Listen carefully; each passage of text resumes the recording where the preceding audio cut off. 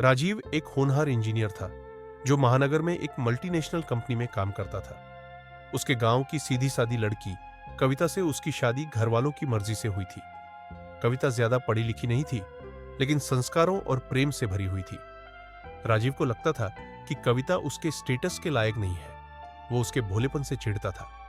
धीरे धीरे राजीव ने उससे दूरी बनानी शुरू कर दी। ऑफिस में उसकी नजदीकियां स्नेहा नाम की एक स्मार्ट और मॉडर्न लड़की से बढ़ने लगी। राजीव ने कविता से तलाक लिया और स्नेहा से शादी कर ली। कविता यह सब चुपचाप सहती रही। वह अपने गांव लौट गई और सिलाई बुनाई करके गुजारा चलाने लगी। लेकिन उसके दिल में राजीव के लिए कभी कड़वाहट नहीं आई। उसने बस यही दुआ की कि राजीव खुश रहे। कुछ साल बाद राजीव को एक गंभीर बीमारी, बोन मैरो की दुर्लभ बीमारी, हो गई। इलाज के लिए बोन मैरो ट्रांसप्लांट जरूरी था, लेकिन उसका मैच कहीं नहीं मिल रहा था। डॉक्टर्स ने उम्मीद छोड़ दी थी।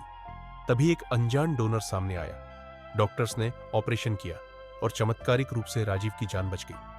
सिर्फ एक चिट्ठी छोड़ दी गई थी, बिना किसी नाम के।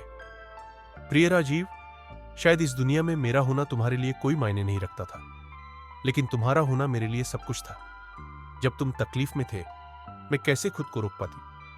तुमने मुझे छोड़ दिया, लेकिन मैंने तुम्हें नहीं छोड़ा। इस जीवन में मैं तुम्हारी पत्नी नहीं बन पाई। शायद अगले जन्म में कोई कविता फिर से राजीव की बने। अपना ख्याल रखना। तुम्हारी पत्नी कविता। राजीव फूट फूट कर रो पड़ा।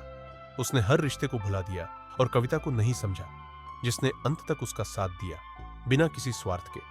उसे अब सच्चे प्रेम का अर्थ समझ में आया था, जो पाना नहीं, सिर्फ देना जानता है।